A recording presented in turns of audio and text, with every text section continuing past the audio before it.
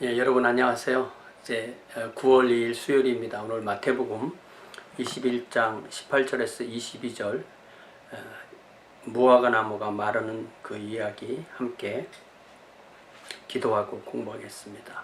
사랑의 아버지 하나님, 우리 주님께서 예루살렘에 입성하시어 일주일 동안 사역하신 이 내용을 우리가 공부할 때 주님 성령께서 저희들을 도와주셔서 이 말씀의 의미를 깨닫게 하시고 깨달은 대로 우리의 삶이 되고 인격이 되어 주님의 영광을 드러내는 귀한 주의 자녀들로 인도하여 주옵소서. 예수님의 이름으로 기도하옵나이다. 아멘. 자, 이 말씀은 마태복음과 마가복음에 있는데 이 마가복음의 말씀이 훨씬 더 자세합니다. 마가복음이 좀 더 자세하다는 이야기는 별로 그런 예가 많지 않습니다. 그래서 먼저 마태복음 본문을 한번 읽고 마가복음 본문을 읽고 같이 뜻을 생각해 보겠습니다. 자, 마태복음 21장 18절 이른 아침에 성으로 들어오실 때에 시장하신지라 길가에서 한 무화과 나무를 보시고 그리로 가사 잎사귀밖에 아무것도 찾지 못하시고 나무에게 이르시되 이제부터 영원토록 내가 열매를 맺지 못하리라 하시니 무화과 나무가 곧 마른지라. 제자들이 보고 이상히 여겨 이르되 무화과 나무가 어찌하여 곧 말랐나이까. 예수께서 대답하여 이르시되 내가 진실로 너희에게 이르노니 만일 너희가 믿음이 있고 의심하지 아니하면 이 무화과 나무에게 된 이런 일만 할 뿐 아니라 이 산더러 들려 바다에 던져지라 하여도 될 것이요 너희가 기도할 때 무엇이든지 믿고 구하는 것은 다 받으리라 하시니라. 자, 마가복음 11장 12절 이튿날 그들이 베다니에서 나왔을 때 예수께서 시장하신지라. 멀리서 잎사귀 있는 한 무화과 나무를 보시고 혹 그 나무에 무엇이 있을까요? 가셨더니 가서 보신즉 잎사귀 외에 아무것도 없더라. 이는 무화과의 때가 아님이라. 예수께서 나무에게 말씀하여 이르시되 이제부터 영원토록 사람이 내게서 열매를 따먹지 못하리라 하시니 제자들이 이를 듣더라. 이렇게 하고 성전 그 정화가 중간에 나오고 19절에 보니까 그리고 날이 저물매 그들이 성 밖으로 나가더라. 그들이 아침에 지나갈 때 20절에 보니까 그들이 아침에 지나갈 때 무화과 나무가 뿌리채 마른 것을 보고 베드로가 생각이 나서 여짜오되 라삐어 보소서 저주하신 무화과 나무가 말랐나이다. 예수께서 그들에게 대답하여 이르시되 하나님을 믿으라. 내가 진실로 너희에게 이르노니 누구든지 이 산더러 들리어 바다에 던져지라 하며 그 말하는 것이 이루어질 줄 믿고 마음에 의심하지 아니하면 그대로 되리라. 그러므로 내가 너희에게 말하노니 무엇이든지 기도하고 구하는 것은 받은 줄로 믿으라. 그리하면 너희에게 그대로 되리라. 서서 기도할 때에 아무에게나 혐의가 있거든 용서하라. 그리하여야 하늘에 계신 너희 아버지께서도 너희 허물을 사하여 주시리라. 그러니까 나귀를 타고 예루살렘에 입성하신 그날 저녁 때 이제 베다니로 물러가셔서 베다니 아마도 마리아 마르다 나사로의 집에서 주무시고 이튿날 아침에 오시면서 아침부터 시장하셨던 거예요. 그거는 아침 식사가 좀 부실했던 것이라고 할 수 있죠. 그러시면서 우리 주님께서 무화과 나무를 하나 이렇게 발견하셨는데 멀리서 볼 때 잎이 아주 무성한 그런 무화과 나무였는데 혹시 무화과 열매가 있을까 해서 찾아보셨다는 거죠. 그런데 마가복음에서도 분명히 말씀하기를 이 무화과 나무에 아무것도 없다. 잎사귀 외에 아무것도 없다. 왜냐하면 이는 아직 무화과의 때가 아니다. 우리도 이제 무화과가 한 5월 말, 뭐 6월, 7월 요때 열리잖아요. 근데 이때는 부활절 한 일주일 전, 그러니까 6월절 한 일주일 전이니까 무화과가 아직 익을 때가 아닌 것입니다.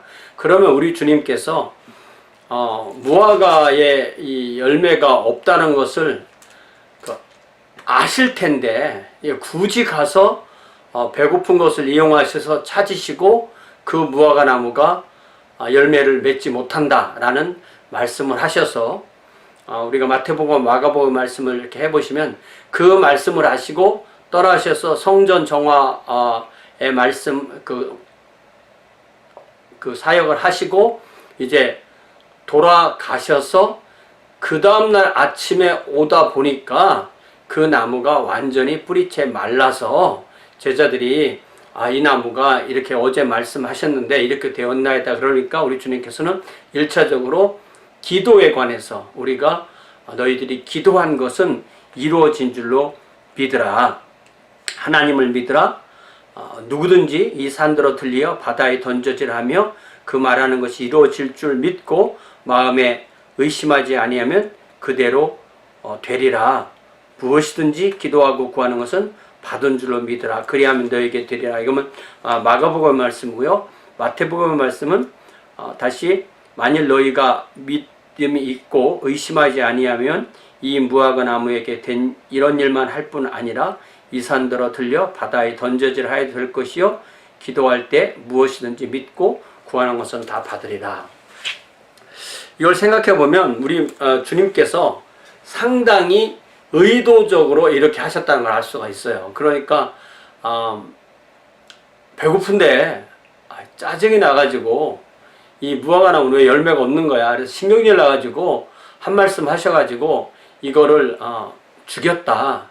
이렇게 생각하기 쉬운데 이거를 좀 더 면밀히 보면 그런 의미라기보다는 어떤 1차적으로는 사도들에게 기도한 대로 그것이 이루어진다는 그런 응답의 그런 어떤 그 가르침을 주시기 위해서 이렇게 하셨고, 또 이제 사도들이 우리 주님께서 십자가의 사역을 완성하시고 승천하시고 이제 성령께서 오시고 나면 사도들이 해야 될 일이 하나님의 왕국을 확장하는 일을 할 텐데, 그때에 가장 중요한 것은 사도들의 능력과 권위인데, 사도들의 능력과 권위에서 핵심은 바로 참된 복음 아니겠어요? 참된 복음은 열매를 맺는 것이고 열매를 맺지 않는 것은 죽는 것이다라는 것을 사도들 스스로에게도 알고 또한 사도들이 사역하는 대상들에게도 알게 하시는 이러한 어떤 성령의 능력과 기도와 사역과 십자가 어떤 그 복음의 사역과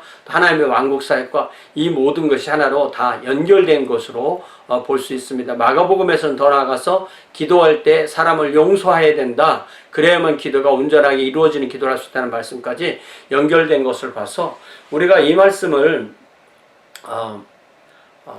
적용함에 있어서 가장 중요한 적용은 내 신앙이 열매 있는 신앙인가, 내 신앙이 주님을 나의 목적으로 두고 내가 주님의 도구가 되는, 무화과 나무가 열매를 맺어서 사람을 이롭게 하듯이 우리도 열매를 맺어서 주님을 이롭게 해야 되는데, 과연 그러한 주님을 섬기는 그런 삶을 살고 있는가, 이걸 우리에게 돌아보게 하는 것이 제일 중요한 내용이라고 믿습니다.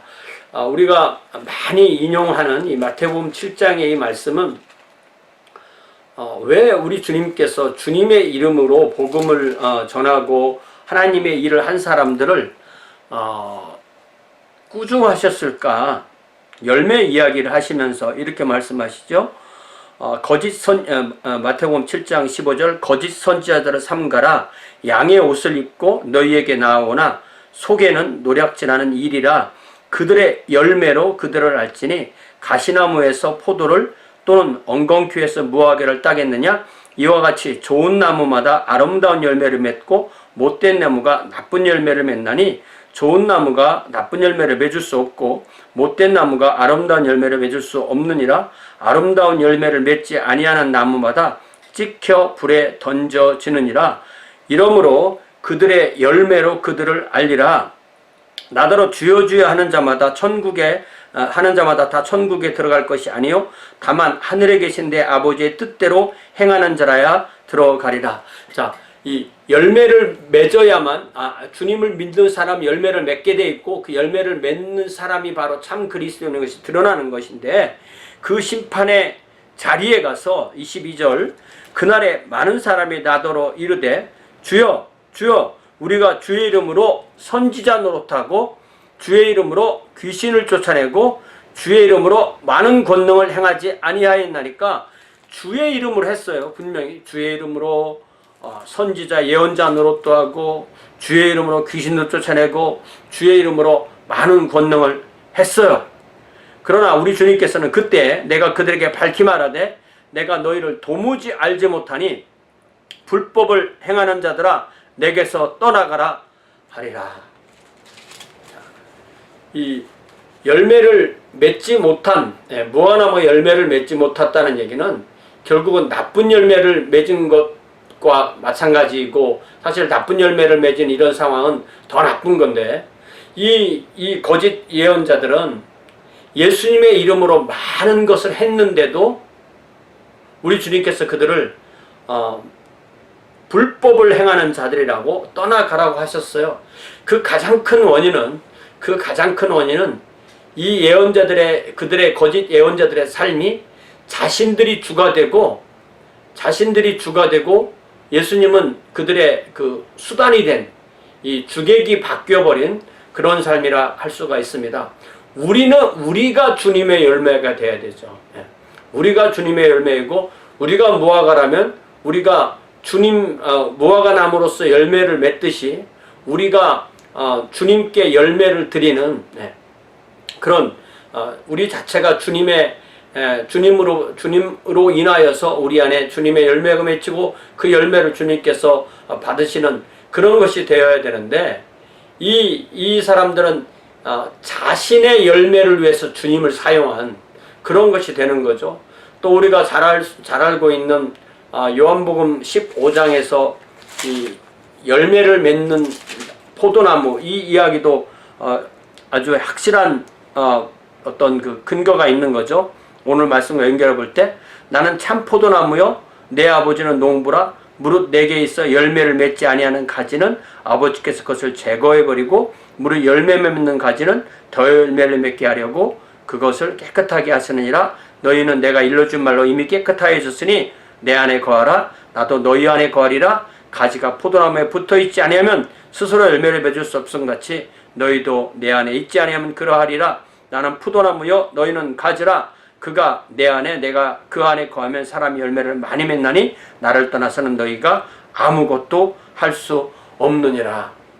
우리가 무화과나무가 열매를 맺으려면 무화과나무도 역시 가지에 붙어 있어야 되는 것과 마찬가지로 우리도 주님이라는 몸에 붙어 있는 가지가 될 때 열매를 맺을 수 있다. 이렇게 이해를 할 수가 있습니다.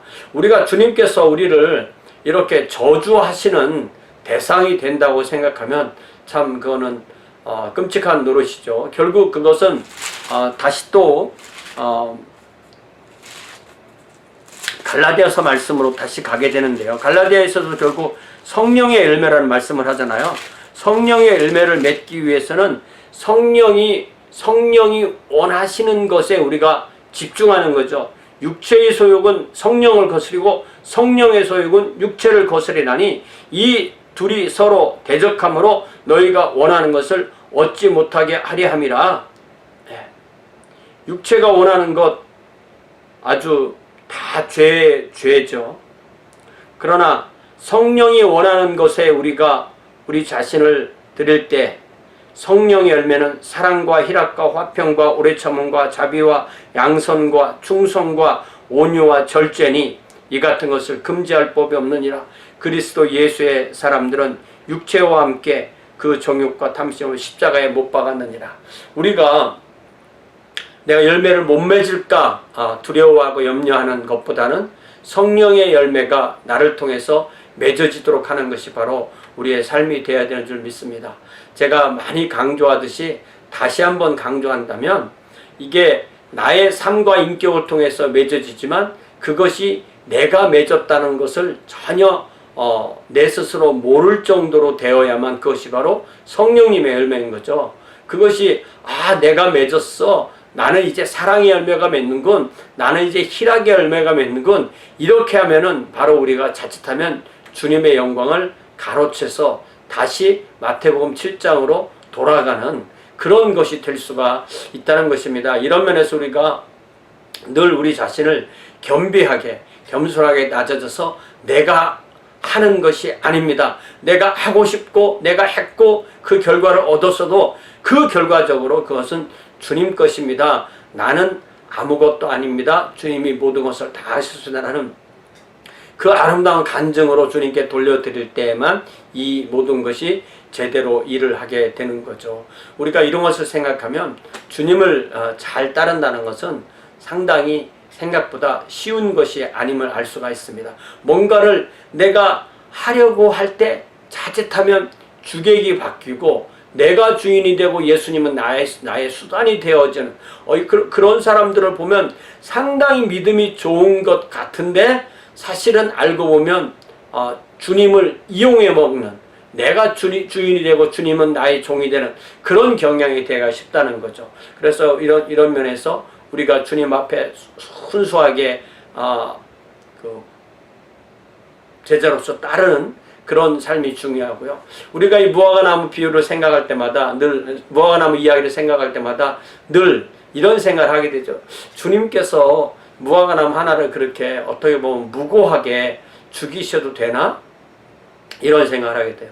그런데요, 주님께서 이 무화과나무 하나만 죽이시는 게 아니라 사실은 온 세상을 심판하실 것이고 또 주님을 모르는 그 무수한 사람들을 지옥의 영벌에 처하실 것을 알면 우리도 어떤 미물이라도 함부로 죽여서는 안 됩니다. 그러나 이러한 심판을 하실 수 있는 유일하신 분이 바로 우리 주님이라는 것을 생각할 때 우리는 이런 거 가지고 조금이라도 의심하고 마음에 조금 이상한 그런 생각을 할 필요가 전혀 없다는 사실을 알게 됩니다. 다시 한번 오늘 우리 주님께서 우리에게 우리가 기도할 때 그것이 이루어진다. 내가 성령 안에서 또 열매를 맺고 열매를 맺는 포도나무 같이 그렇게 살기를 기도할 때 우리 주님께서 그 열매를 맺게 하시고 형제자매를 주님의 사랑으로 사랑하도록 우리를 이끄신다는 이 열매 맺는 주님의 자녀의 삶에 대해서 다시 한번 돌아볼 수 있는 그 귀한 저와 여러분 되기를 주님의 이름으로 부탁을 드립니다. 하나님 아버지, 다시 한번 우리 주님께서 또 저주하신 무화과나무가 죽은 이 놀라운 일을 통하여서 주님, 우리가 주님 앞에 기도하고 또 믿은 것은 그대로 된다는 사실을 다시 한번 돌아보게 하여 주옵소서. 더 나아가서 우리가 주님을 우리의 수단으로 삼고 우리가 영광을 받으려는 잘못된 거짓 선지자와 같은 그런 삶을 추구하지 않도록 복 내려 주옵소서.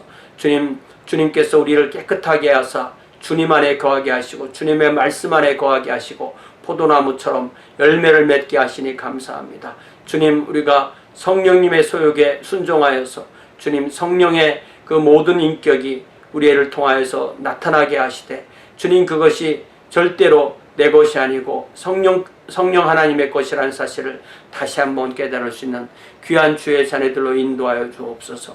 세상은 어지럽고 죽음의 바이러스는 우리 곁에 늘 있지만 하나님의 자녀들 언제나 지켜보호하여 주시고 그리하여서 주님 앞에 큰 영광을 돌리는 귀한 주의 자녀들로 인도하여 주옵소서. 예수님의 이름으로 기도하옵나이다. 아멘. 예, 감사합니다. 이 말씀을 통하여서 우리에게 큰 은혜가 되는 줄 믿습니다. 주일날 다시 뵙겠습니다. 고맙습니다.